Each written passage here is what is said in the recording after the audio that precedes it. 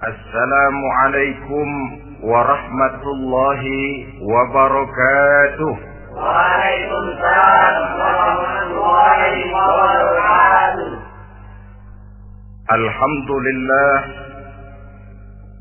wassalatu wassalamu ala sayyidina Rasulillah sayyidina wa maulana Muhammad ibn Abdullah wa ala alihi wa sahbihi wa mawala. La haula wa la quwwata illa billah, amma ba'd. Bapak-bapak, ibu-ibu, saudara-saudara kaum muslimin rahimakumullah.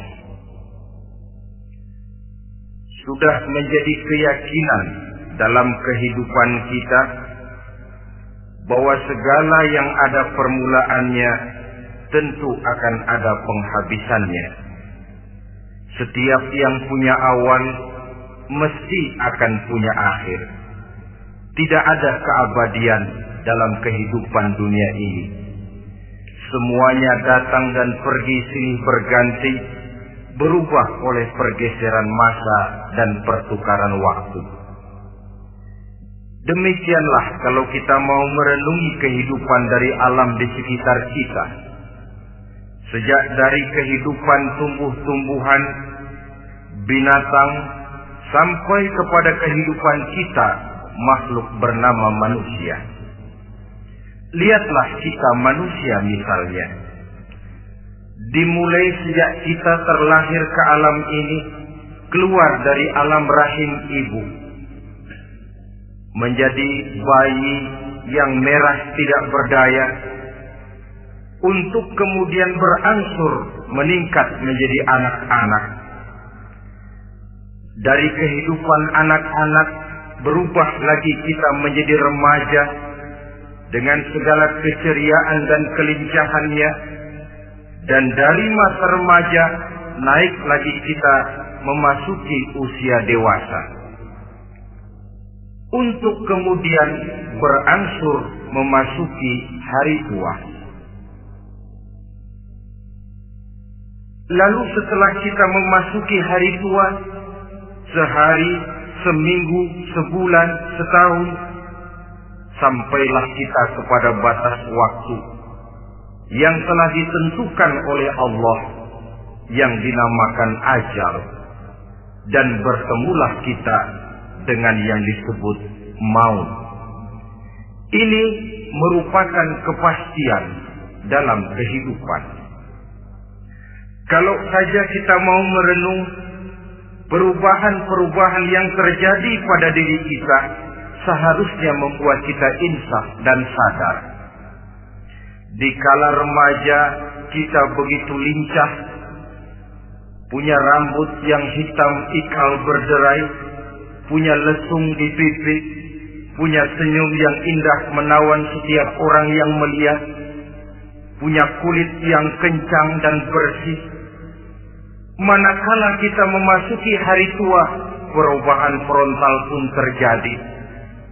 Kulit mulai jadi keriput, rambut yang tadinya hitam ikal berderai mulai memutih, nikmat berkurang, gigi yang tadinya utuh dan sanggup mengunyah apa saja, satu demi satu permisi meninggalkan kita. Sangat boleh jadi, dikala remaja kita senyum semua orang terpikat. Dikala hari tua dengan kulit yang keriput dan gigi yang tidak ada lagi, manakala kita senyum, mungkin orang bakal lari dari sekitar kita. Kemana keindahan yang tadinya begitu menawan?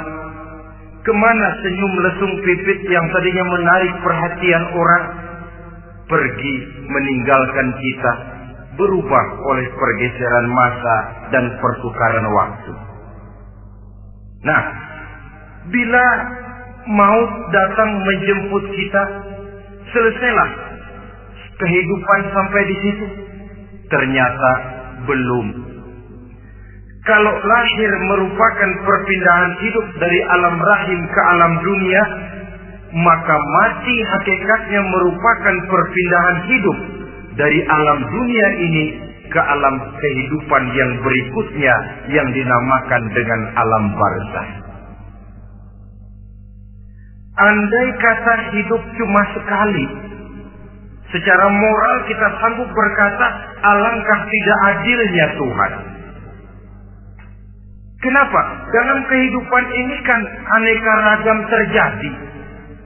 Ada orang yang zalim, ada orang yang dizalimi.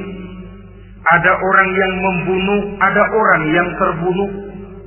Ada orang yang kaya, ada orang yang miskin. Ada orang yang jujur, ada orang yang menghalalkan segala cara.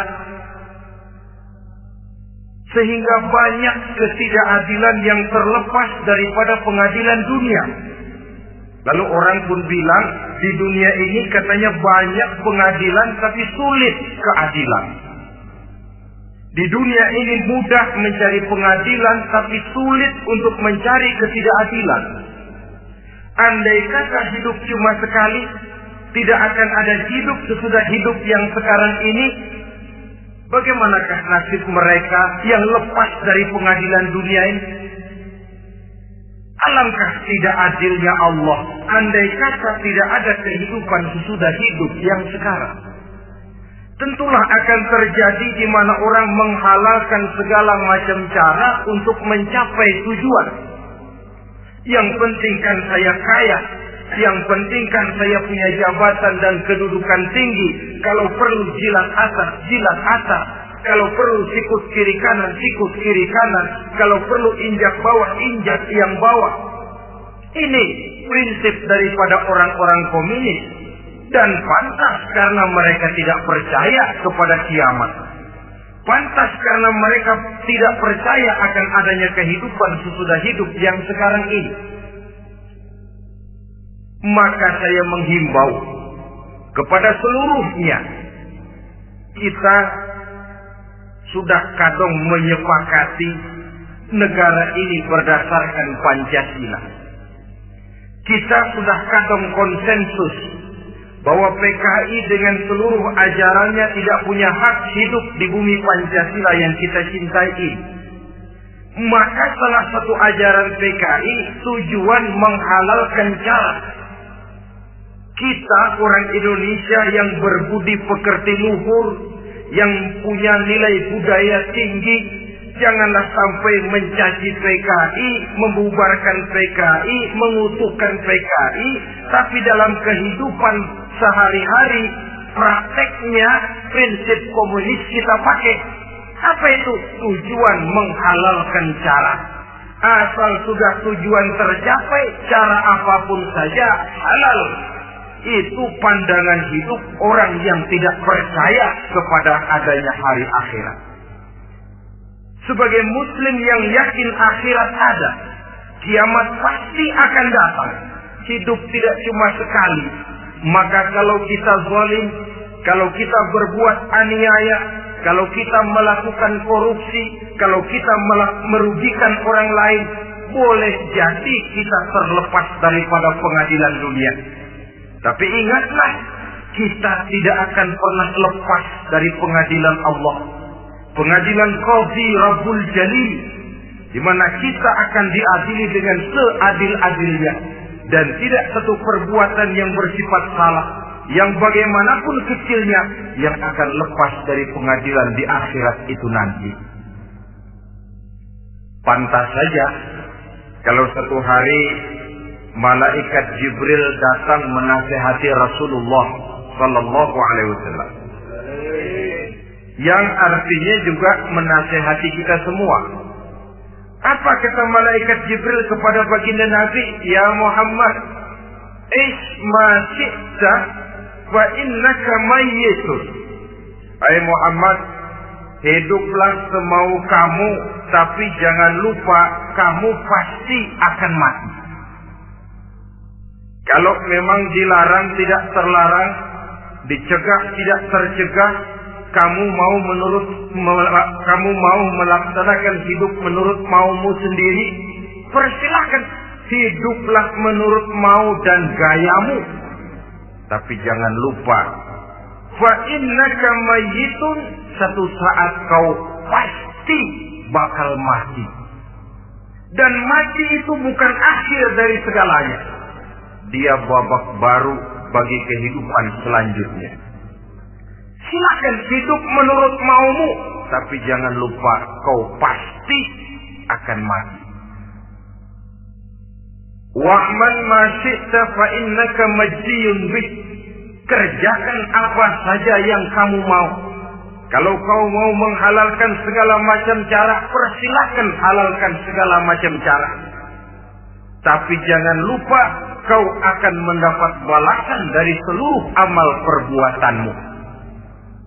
Wa ahbib ma syi'ta fa innaka mufariquhu. Dan cintailah apa saja yang mau kau cintai. Kau cintai anak istrimu, silahkan. Kau cintai harta bendamu, tafadhal. Kau cintai tanah airmu, kau cintai pangkat dan jabatanmu, persilahkan.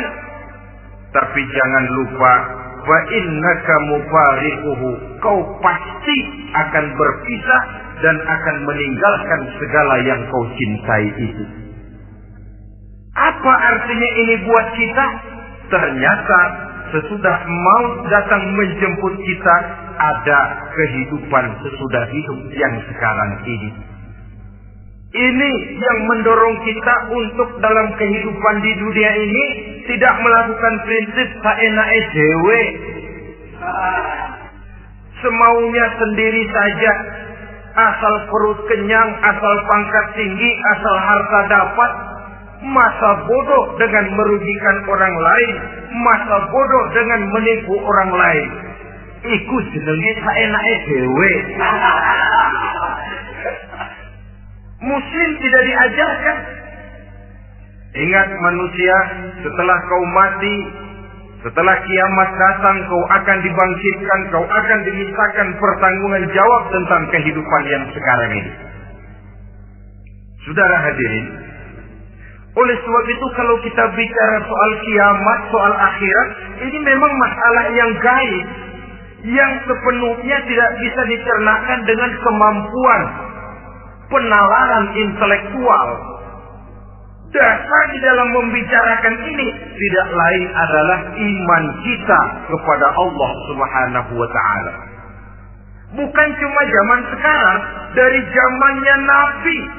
Orang itu kalau sudah bicara kiamat, bicara akhirat, ada yang ragu-ragu, ada yang menolak sama sekali. Bukan dari zaman sekarang, dari zaman dulu. Pernah kok satu saat Rasulullah itu dakwah menceritakan, saudara-saudara, akan terjadi kiamat di mana Allah akan membangkitkan manusia dari kuburnya untuk memintakan pertanggungan jawab. Ini dalam dakwahnya Nabi pidato macam itu. Apa reaksi orang? Yang beriman ya mantap, tapi yang tidak beriman, bajingan-bajingan Quraisy ini, mereka bertepuk tangan, mengejek, mencaci.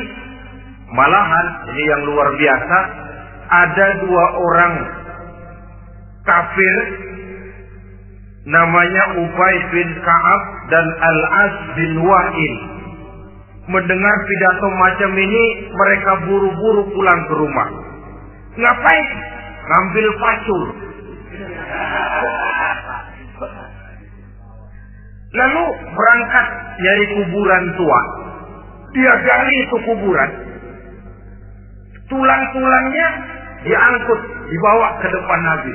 Ya Muhammad, tulang-tulang yang udah hancur begini, siapa yang bisa ngidupin lagi? Yang macam-macam aja kamu Muhammad. Enggak rasional, enggak masuk akal. Allah menjawab. Apa kata Allah? وَضَرَبَ لَنَا مَثَلًا وَنَسِيَ خَلْقَهُ قَالَ مَنْ يُحْيِي الْعِظَامَ وَهِيَ رَمِيمٌ قُلْ يُحْيِيهَا الَّذِي أَنْشَأَهَا أَوَّلَ مَرَّةٍ وَهُوَ بِكُلِّ خَلْقٍ عَلِيمٌ. Mereka memberikan perumpamaan kepada kami, kata Allah. Mereka melupakan akal kejadiannya. Mereka bertanya, siapa yang sanggup menghidupkan tulang belulang yang sudah hancur kayak begini? Qul yuhyiha alladhi ansaha awwala marrah. Katakan kepada mereka Muhammad, yang akan menghidupkannya adalah Dia yang telah menciptakannya pertama kali dulu. Kalau Dia sanggup menciptakan, Dia tentu lebih sanggup lagi untuk mengembalikan reproduksi ciptaan itu sebagaimana semula. Yang paling kasihan yang ragu-ragu. Akhirat itu ada apa enggak sih? Kiamat itu ada apa enggak sih? Lantaran ragu-ragu, terombang-ambing dia antara harapan dan putus asa, antara kenyataan dan idealisme. Ada yang buta sama sekali 100% terhadap keadaan-keadaan sesudah mati. Perhatian mereka hanya tercurah kepada kehidupan sebelum mati. Yang mereka perhatikan siang dan malam tidak lebih daripada urusan perut. Pergi pagi, pulang sore, peras keringat, banting tulang. Cuma soal makan, soal minum, soal pakaian, soal kendaraan, soal rumah tangga, soal anak, soal istri. Yang mereka pentingkan hanya soal-soal politik misalnya, ekonomi, pembangunan dan industri. Untuk soal-soal kayak begitu, bias betul. Habis seluruh waktu untuk memikirkan, meningkatkan kebudayaan, politik, sosial, ekonomi. Kadang-kadang kurang tidur, kurang istirahat, berkeliaran ke sana kemari ke tempat yang jauh-jauh. Sampai kadang-kadang terkena stres, penyakit darah tinggi, ginjal, lever, untuk memikirkan hal-hal yang semata-mata karena dunia saja. Lantas boleh jadi mereka mendapatkan kekayaan yang berlimpah ruah, mendapatkan kedudukan yang tinggi, nama yang semerbak, dikenal orang di barat dan di timur, di utara dan di selatan. Tetapi alangkah kecewanya mereka jikalau datang ajal menjemput nyawa, mati mereka, meninggalkan harta yang banyak, nama yang masyhur. Mereka disebut dengan jasa-jasanya. Radio memberitakan, TV menyiarkan, koran-koran memuat. Bahkan nama mereka kadang-kadang dikenang 2-3 tahun setelah wafatnya.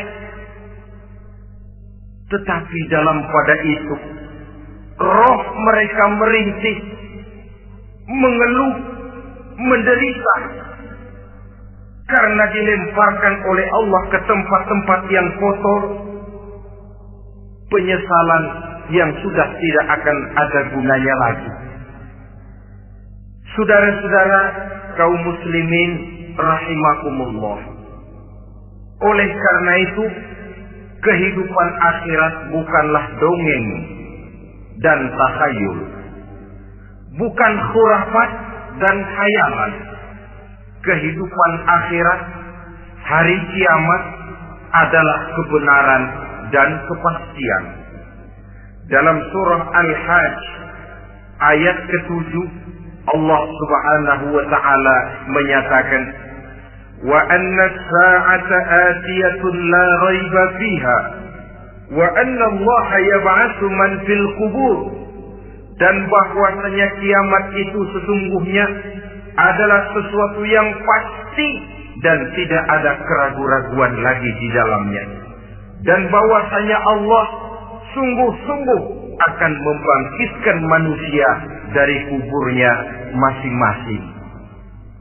Nah, kalau kita sudah yakin kiamat sesuatu yang pasti adanya, akhirat sesuatu yang pasti adanya, dari mana pembicaraan tentang kiamat ini kita mulai? Tentu dari diri kita. Marilah kita mencoba melihat proses perjalanan hidup ini sampai kita memasuki kiamat. Hadirin, tidak ada makhluk secantik manusia. Tidak percaya, pernah ke Ragunan?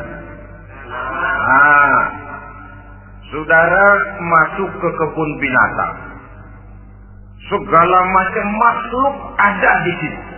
Ratusan macam jenis binatang. Bandingkan dengan saudara, kira-kira cakep mana?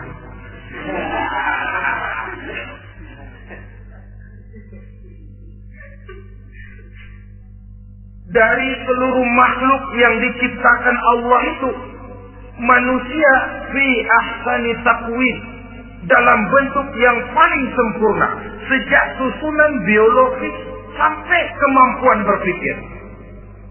Biologis kita, ya Allah, diciptakan kita begini rupa. Diberikan 2 kaki untuk berjalan, 2 tangan untuk bekerja. Diberikan 2 mata, dua-duanya di depan.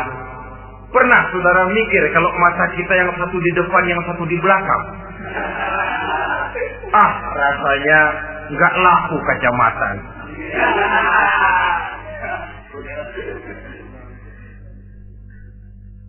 Diberikan hidung dengan 2 lubang. Tahu betul Allah ke bawah lagi lubangnya. Coba pikir kalau lubang hidung kita menghadap ke atas. Aduh, kalau musim hujan repot jagain hidung.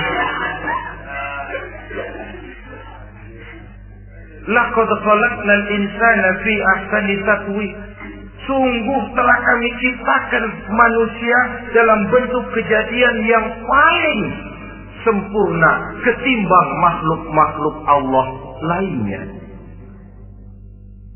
Nah, kesempurnaan manusia ini oleh karena hidupnya terdiri dari 2 unsur pokok. Pertama unsur jasmani dan kedua unsur rohani. Jasad dan roh. Jasad yang terlihat sekarang ini, potongan saudara yang ngejedok di depan saya ini jasad saudara.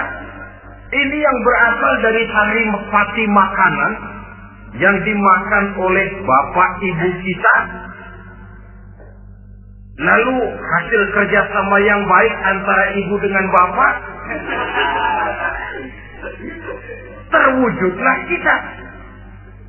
Kalimat langsungnya, jasad ini berasal dari tanah yang tadi berubah dari bayi, remaja, dewasa, meningkat hari tua.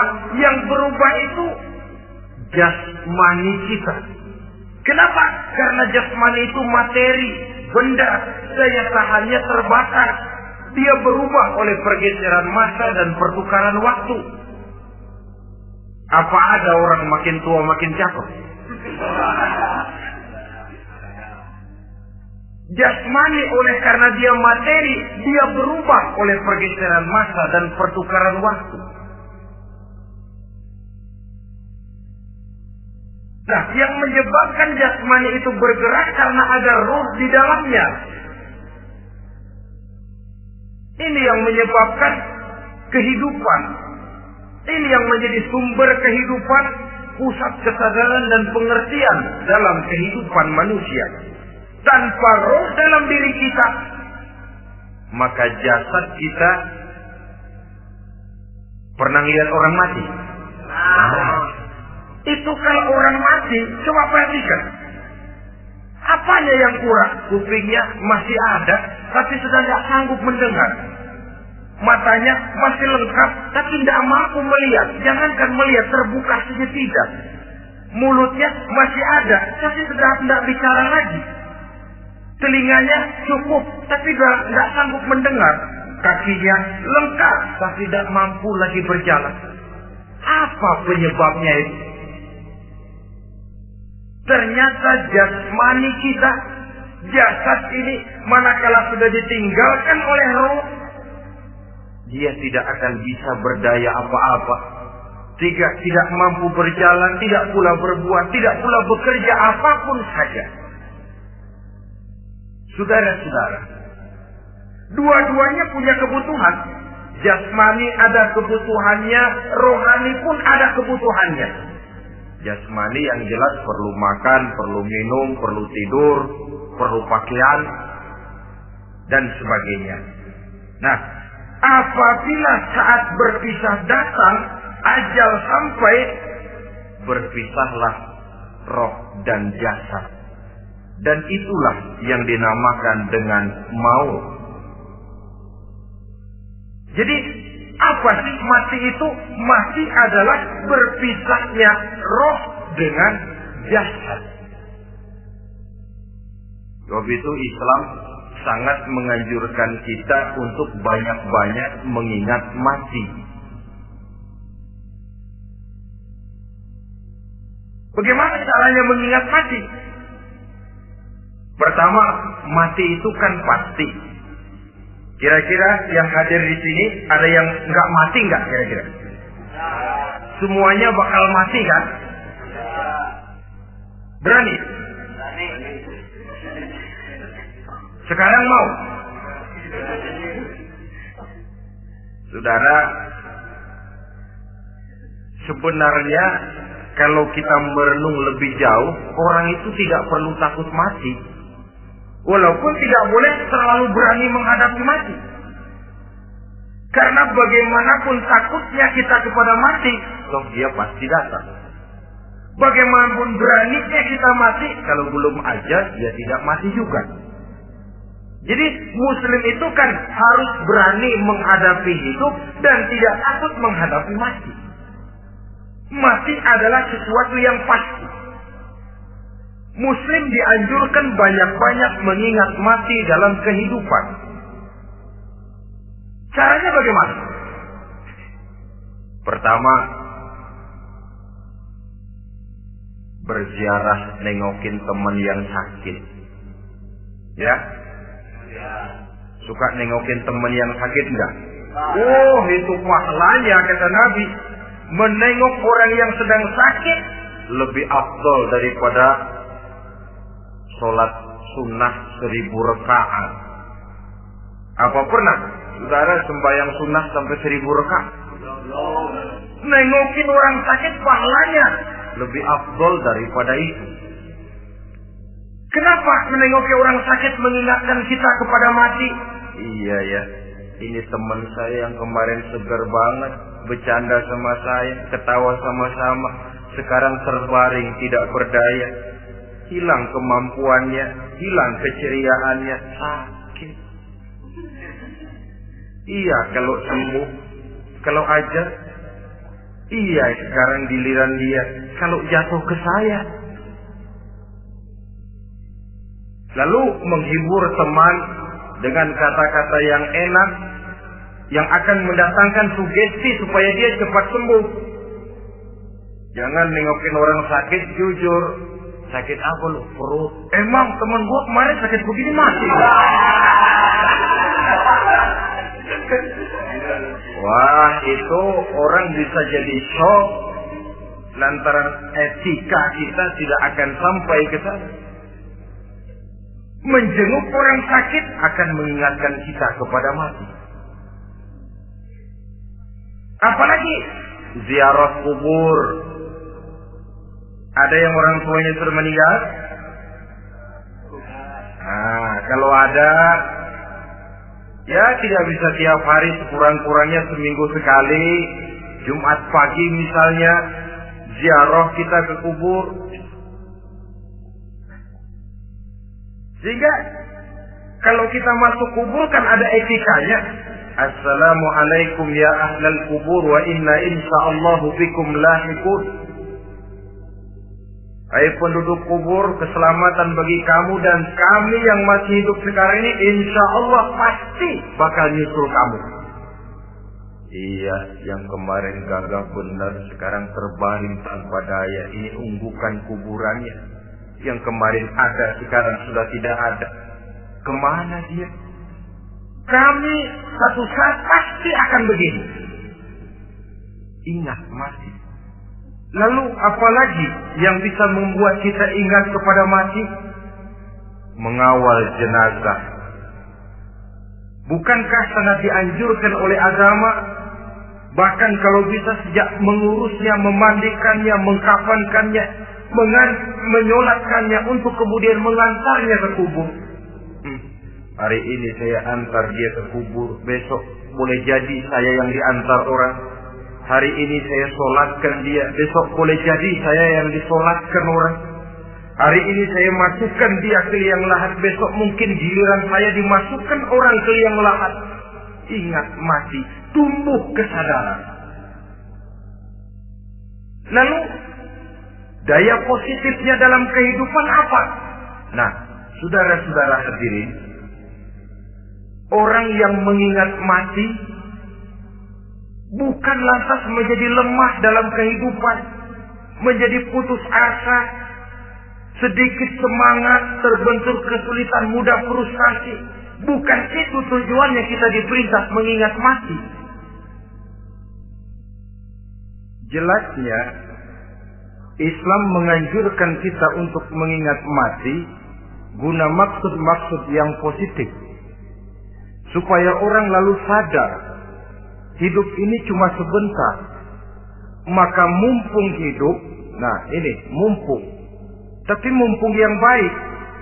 Mumpung hidup, maka hidup yang singkat ini harus saya pergunakan dengan sebaik-baiknya, melakukan kebajikan yang sebanyak-banyaknya, menjauhkan rasa malas, menunggu keajaiban yang datang dari langit, berleha-leha, bermain-main, sementara maut kalau dia datang tidak pernah main-main.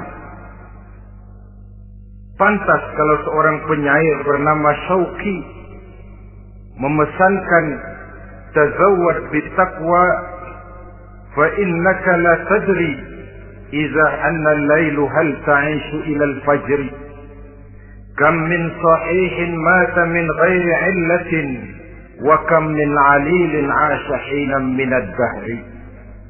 Persiapkan dirimu dengan takwa, sebab kamu tidak tahu apabila malam datang kamu masih bisa hidup apa enggak besok pagi. Apa ada jaminan saudara yang kumpul di depan saya malam ini besok masih bisa hidup? Tidak. Ada jaminan? Tidak ada sama sekali. Kam min sahihin mata min ghairi illatin. Berapa banyak orang sehat mati enggak pakai sakit lagi. Sebabnya kadang-kadang ringan saja. Ada yang cuma jatuh di kamar mandi, mati. Ada yang cuma ketiban pensil. Iya, kalau ketiban pensil 3 peti masa nggak mati. Ta'addadatil asbab wal maut wahid. Sebabnya boleh jadi macam-macam, tapi mati satu juga, yaitu mati.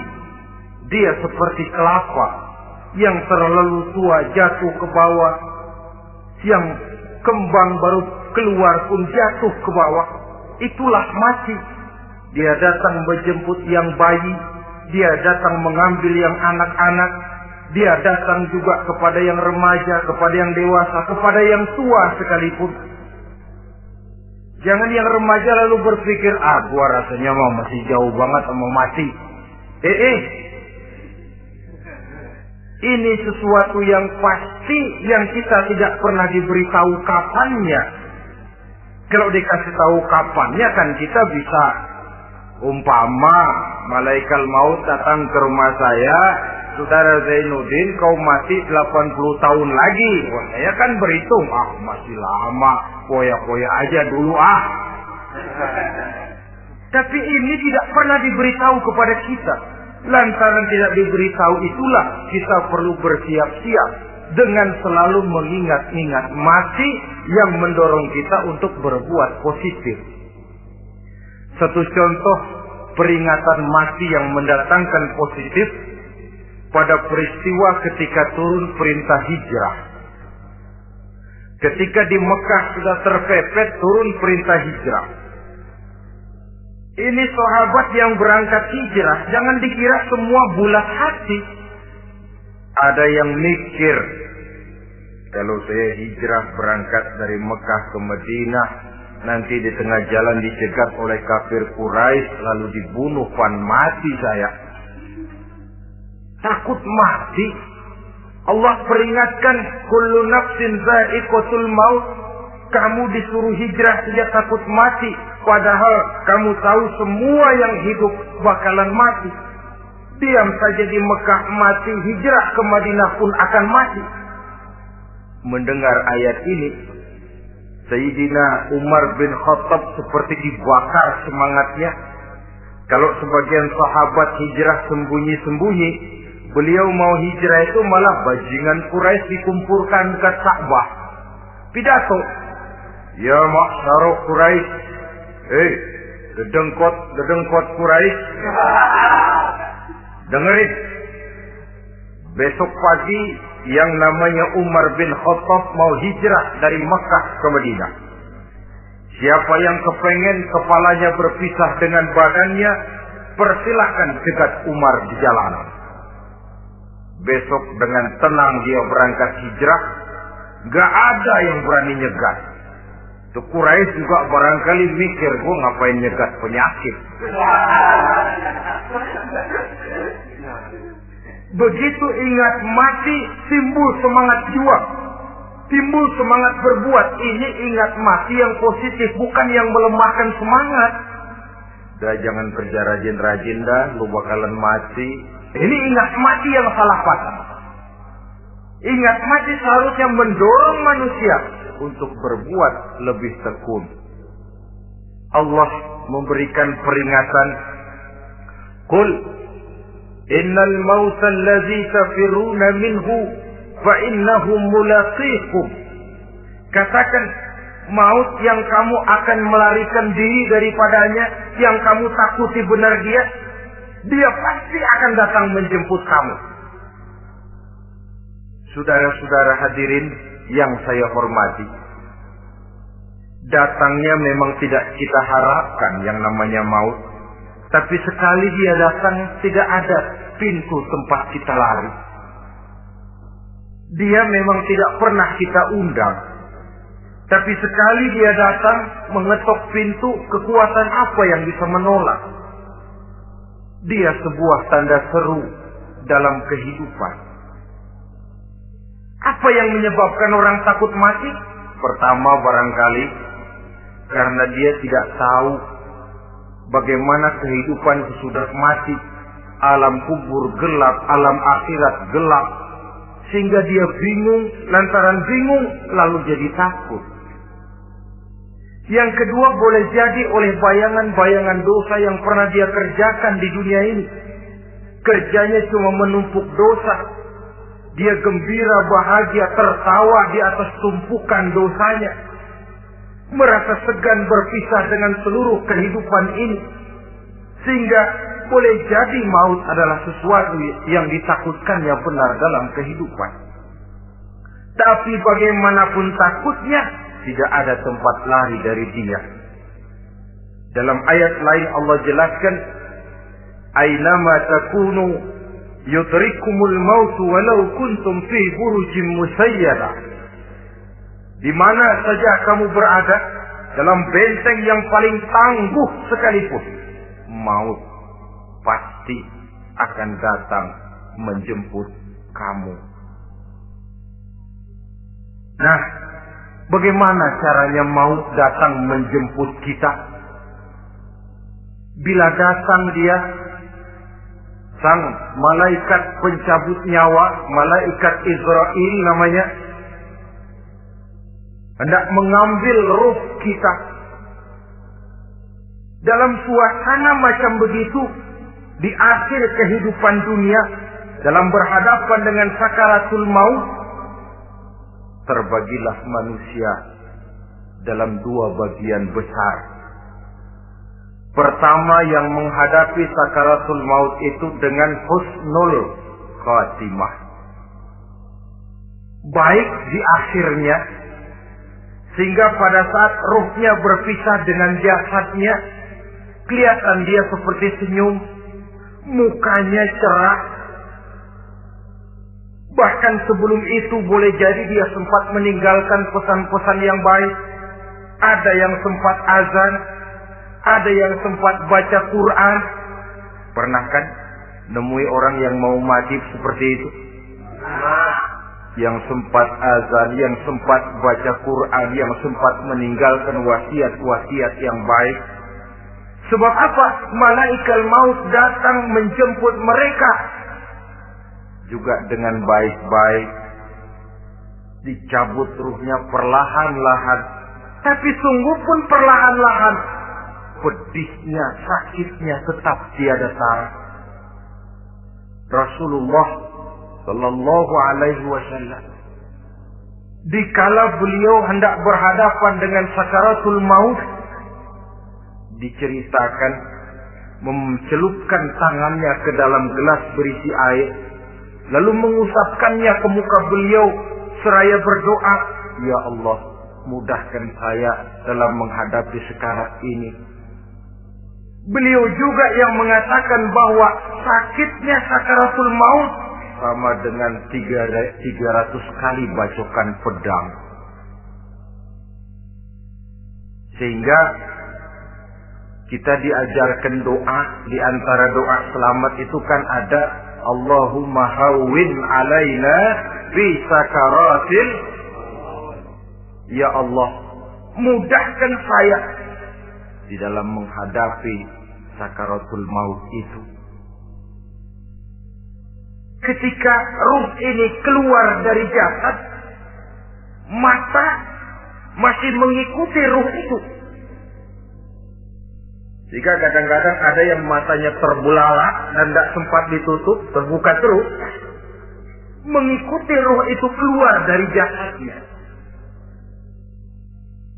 Adapun golongan kedua, manusia yang ketika berhadapan dengan sakaratul maut mendapatkan su'ul khatimah, jelek di penghabisannya. Sekaratnya sudah setengah mati, lalu jelek juga di akhirnya, mati dalam keadaan yang tidak baik, tidak terpuji. Ada yang lagi megang kartu, mati. Ada yang lagi di tempat ngadu ayam, mati. Ada yang lagi di tempat pelacuran, mati. Ada yang lagi megang botol minuman keras, mati. Nih barangkali malaikat maut gemes banget nariknya, lu bajingan, lu tarik terus kan. Mati su'ul khatimah.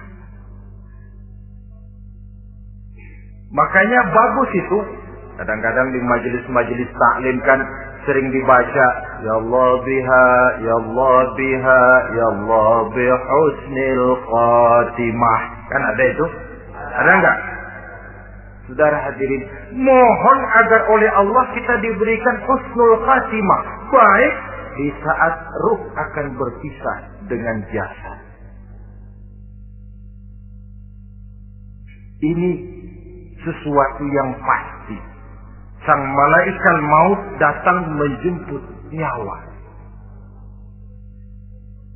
Setelah ruh berpisah dari badan, maka tinggallah sang badan.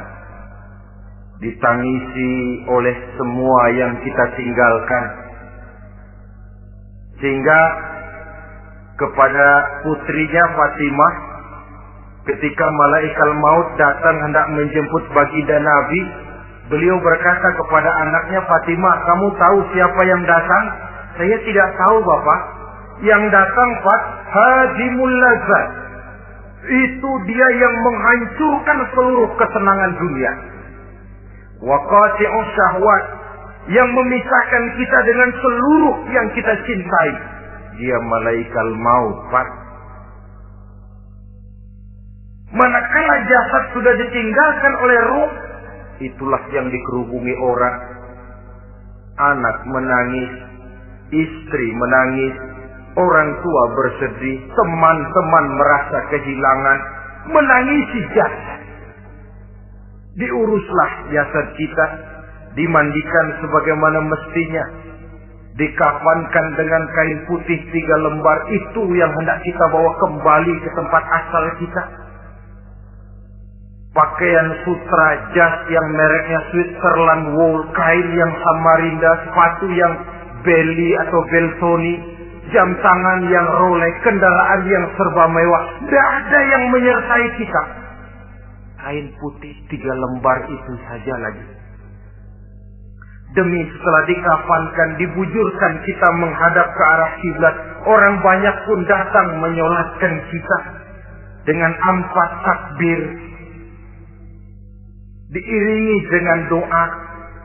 Lalu upacara pelepasan, berangkat kita meninggalkan anak, istri, suami, kampung halaman, tanah air, bahkan alam dunia ini. Selamat tinggal alam dan seluruh isinya. Tinggallah yang tinggal. Saya akan kembali ke tempat asal dari mana saya datang, untuk kembali mempertanggungjawabkan seluruh perbuatan saya dalam kehidupan ini. Manakala upacara pelepasan selesailah sudah, dimasukkan kita ke keranda jenazah, digotong orang, bismillah wa ala millati rasulillah, dibawa ke tempat peristirahatan terakhir katanya. Padahal dulu kalau mau kita istirahat, ke villa lah kita, ke Bali lah kita, ke Hong Kong lah kita, ke tempat-tempat tamasya yang indah. Oh, rupanya akan sampai juga perjalanan menuju tempat peristirahatan terakhir, yang luasnya tidak akan lebih dari 2 kali 1 meter. Diusung orang kita, diantarkan orang banyak. Manakala sampai ke atas liang lahat, pengusung jenazah dibuka, diturunkan kita ke liang lahat, dibaringkan. Gumpalan tanah akan jadi bantal kita. Muka dibuka, dihadapkan ke arah kiblat. Setelah itu ditutup liang lahat kita dengan kayu.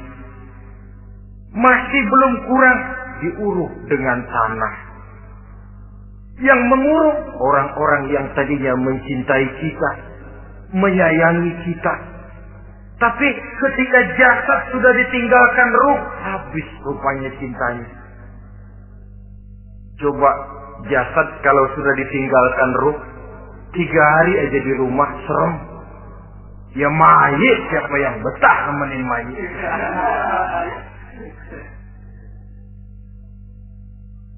Lalu bila upacara pemakaman selesai, maka berusahalah semuanya. Para pengantar akan kembali ke rumahnya masing-masing. Maka masuk kita ke alam kehidupan, yaitu yang disebut alam barzakh atau alam kubur. Apa selesai hidup sampai di situ? Tidak. Hanya beberapa langkah setelah yang mengantar kita pulang, diriwayatkan dalam hadis Bukhari dan Muslim, bila seseorang sudah diletakkan di kuburnya, lalu yang mengantar kembali pulang, maka roh si mayit akan dapat mendengar bunyi terompah orang yang pulang itu.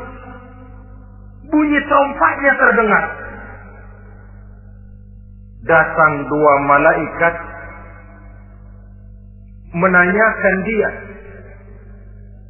dengan pertanyaan-pertanyaan yang kalau bisa dijawab dengan betul. Dua malaikat yang bernama Munkar Nakir akan bilang, jawabanmu betul. Tenanglah kau di sini, naumatal arus. Tidurlah kau di sini seperti tidurnya pengantin. Orang yang baik-baik di alam kuburnya akan mendapat nikmat kubur.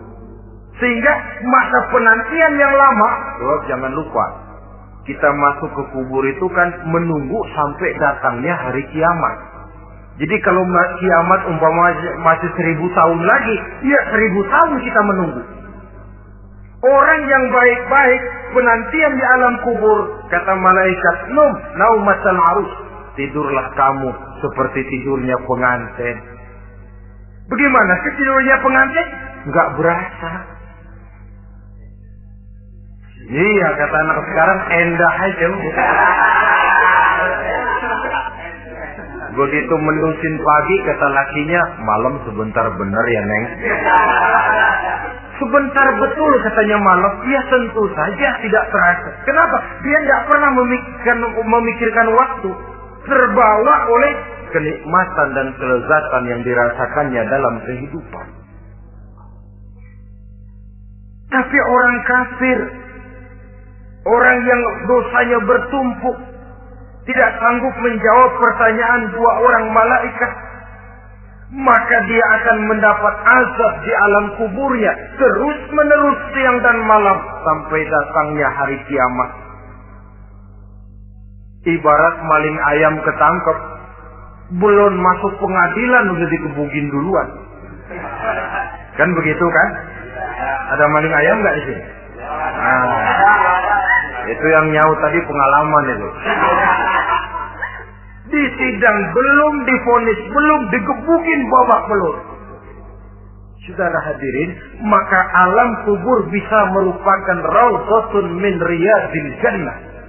Taman di antara taman-taman surga pun juga bisa merupakan hufratun min hufarin niran, menjadi liang daripada neraka. Ada lagi riwayat yang dari Imam Muslim yang diperoleh dari Zaid bin Sabit. Zaid bin Sabit cerita, satu hari kami bersama Rasulullah sallallahu alaihi wasallam berada dalam kebun kepunyaan Bani Najjar. Rasulullah sedang duduk di atas keledai. Tiba-tiba entah bagaimana itu keledai terkejut, kaget, berontak, hampir Rasulullah jatuh. Rasulullah kemudian bertanya, rupanya di kebun itu ada kuburan tua, 5 atau 4 kuburan. Rasulullah lalu bertanya, saudara-saudara ada yang tahu nggak ini kuburan siapa?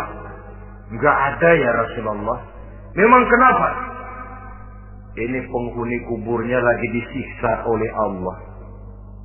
Andai kata boleh saya mohon kepada Allah supaya kamu dengar seperti yang saya dengar, andai kata saja kamu kuat mendengarnya, saya pasti akan berdoa. Tapi sayang, saya yakin kamu pasti tidak akan kuat mendengar mereka mendapat azab di kuburnya. Hadis sahih riwayat Imam Muslim dari Zaid bin Sabit. Kehidupan di alam barzakh. Pak, iya kalau yang matinya dikuburin. Lah kalau yang matinya diceburin ke laut, dibakar, di medan perang hilang gak ketahuan kemana jenazahnya. Saudara, hilang kek, dikubur kek, di dalam lautan, direndam kek, itu kan cuma logika kita. Menurut Allah tidak ada perbedaan orang mati dikubur di dasar lautan, atau dibakar sampai jadi abu, atau gugur di medan perang tidak ketemu jenazahnya. Entah mereka tetap masuk ke alam barzakh namanya. Jasad boleh hancur, tapi roh sebagai sumber kehidupan, pusat kesadaran dan pengertian, dia tetap ada, mengalami kebahagiaan dan kegembiraan, atau mengalami kepedihan dan penderitaan, bergantung kepada amalan yang kita lakukan dalam kehidupan di dunia ini.